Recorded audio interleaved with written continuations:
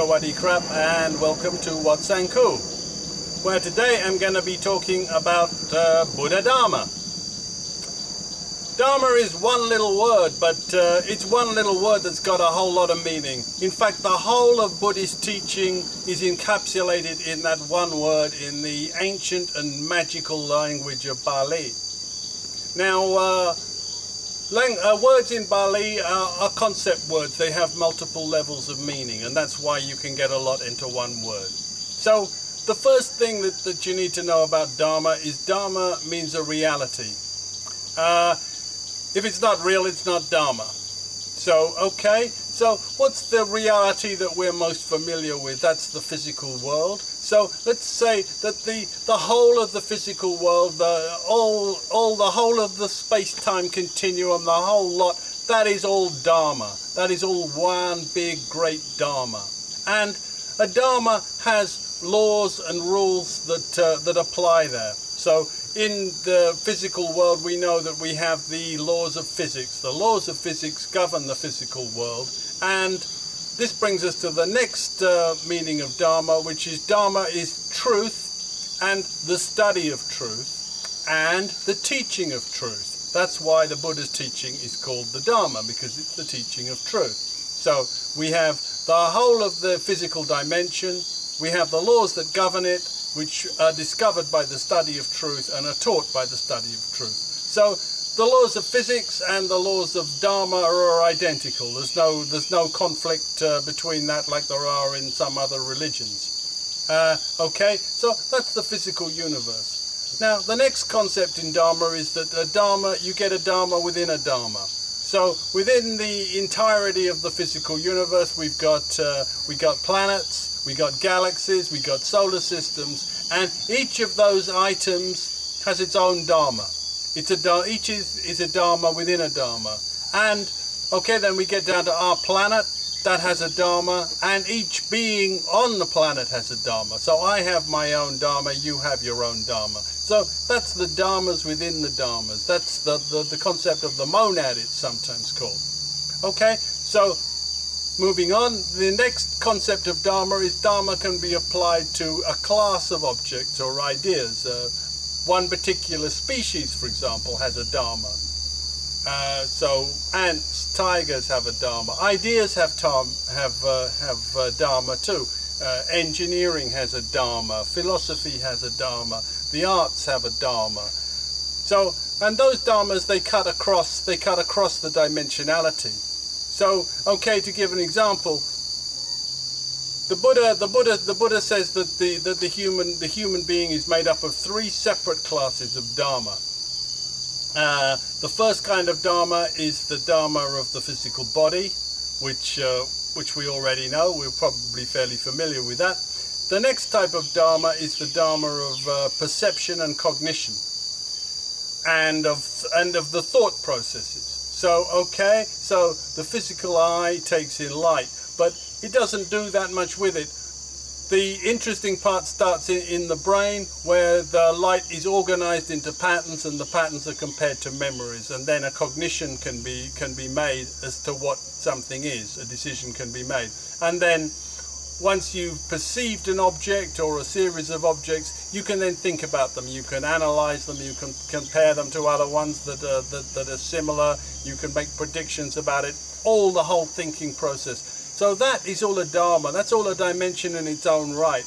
And the next type of Dharma in a human being is the emotions. The emotions are the reaction to the perception. So the eye takes in light.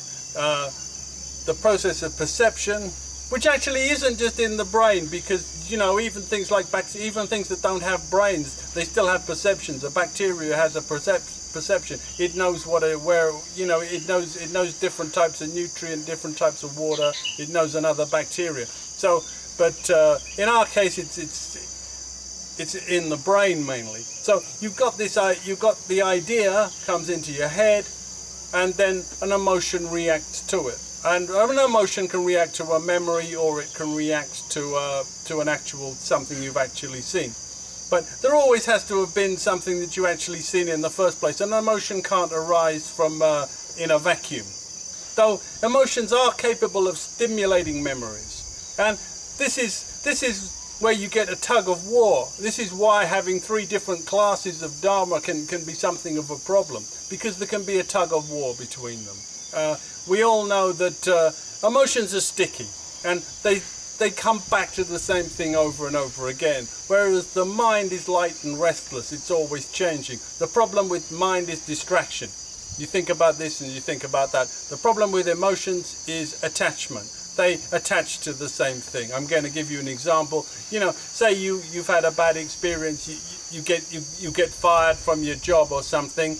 You go home, you really want to forget about that. There's really no particular point in thinking about that. So your mind will look for something else to think, but your emotions know they'll drag you back to exactly what your boss said, and you go over and over and over it in your head till you're exhausted. So that's an example of how having different types of Dharma is a problem. So this brings us back to the concept of the monad type Dharma, where you have a Dharma within a Dharma, your own personal Dharma. So that Dharma is what controls and conditions the other 3 Dharmas and keeps them all together. So in the process of meditation and contemplation, we're trying to get back to that overall Dharma.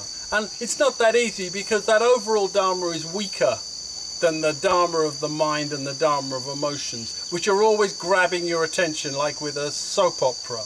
And what they're leading you into is real, but it's not the whole of reality, because we don't see the whole of reality. We only see a selection. Our eyes are selective. They see what we've been programmed to see. So you're not even really seeing a whole reality, and it's dragging you back into that, and the emotions are pulling you back into that. So you need to get back into yourself as a wholeness, as a whole Dharma in your own right. And then you get the next magic of Dharma. You will find that your Dharma is actually the same as the universal Dharma. So although you're an individual, you're actually the same as the universal Dharma, the Dharma of Buddha. That's the magic of Dharma. That's why it's this word that encompasses everything. Now, there is one other class of Dharma, which is Nirvana Dharma or Nibbana Dharma. So there's the body, there's the awareness, cognitions, there's emotions, and there's Nibbana. Now, Nibbana you can't really talk about. This is why it's a bit of a problem. It often gets translated as being void, which doesn't sound very attractive.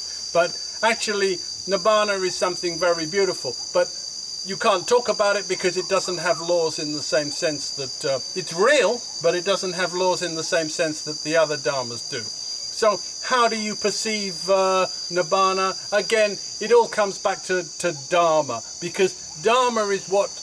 In what we see, none of what we see is eternal. It's all temporary. The world is changing all the time. But the laws that govern it don't. So the dimension of physicality and the laws of physics don't change. But the suns and the galaxies, whatever, they come and go. We come and go. Emotions come and go. Thoughts come and go. But the laws that govern us, they don't change. So it's by...